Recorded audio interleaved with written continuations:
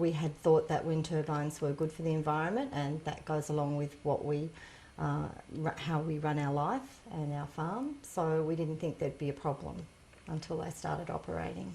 Yeah, some days you just collapse in a heap, and some days you feel so bad that you just want to cry, and you do. I mean, there have been days when I've driven into work in Ballarat and I've just been in tears because I don't understand why. I feel there's this stress, and it's because I've woken up sometime in the night, either from really bad nights where the whole body vibrates, or it just gives you that sense of wanting to run away.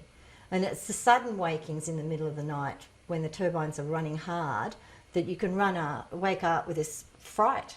And it's that, what's happened? What's going on? And there'd be nothing around you. There'd be no loud noises, no bangs or anything to have woken you. But then you hear the constant swoosh, swoosh, swoosh, swoosh, swoosh in your bedroom, and you think, oh, okay, turbines are running hard tonight, and there's no breeze, so it's very loud. There's nothing to muffle it. And it all depends on which way the wind's blowing and which way the turbines are running. So some nights can be worse than others. My body, I wake up with heart palpitations, and hard to know whether it's my chest that's vibrating or my heart that's actually thumping fast. And my lips vibrate, and my arms and legs can tingle all the way down to the bottom of my feet. So that's how I wake up. So I don't always go to sleep like that. Waking up at 2 and 3 a.m. is very commonplace. I don't sleep as long as I used to, even when I do get a night's sleep, when I'm that exhausted. And I always feel, during the day, I feel lethargic and just total lack of energy. It's just recently I went 7 weeks to Western Australia. After the first week of being over there, I slept like I'd never slept. I was doing 8 to 9 hours a night. I'm feeling fantastic in the morning. Come back here, and within a week I'm back to sleeping probably 4 to 5 hours and feeling totally lifeless again. We went to Perth, and we've been monitoring our blood pressure. So I've got 2 years worth of records on blood pressure monitoring, where on noisy nights my blood pressure can jump to really high levels and then go back down on days when the turbines aren't running.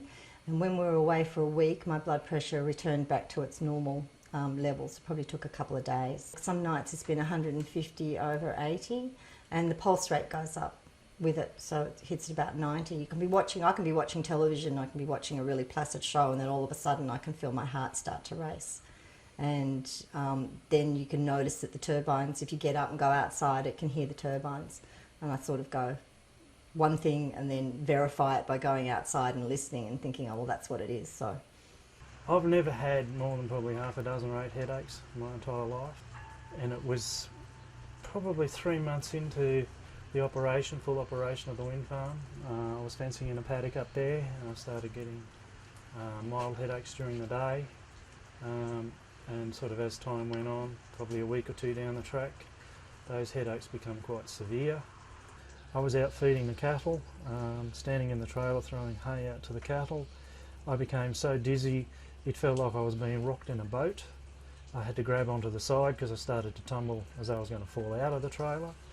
And I just sat down, and then I could hear the real thumping of the turbines, and I noticed I was in line with 2 of them, and they were turning together. It seemed to be giving this extra pulsing or sensation coming through the air. I still do get a bit of dizziness sometimes working up there in the paddocks, but I just avoid being up there for so long. So it is affecting our neighbours as well. We were having a get-together, a social get-together, and that was when we all started saying about our headaches, and that was when we all pieced it together. On such and such a night we'd all be sick, and such a day we'd all have had a headache. The neighbours that aren't experiencing symptoms are all deaf, which was an interesting thing to find out when we were talking to people. 3 of our neighbours are deaf, so they don't hear anything at night.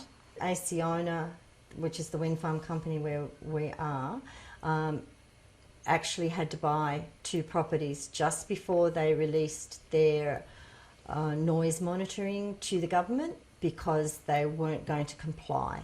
So it means that they were running harder than the allowable noise levels. They couldn't control it, and so they had to buy the people out.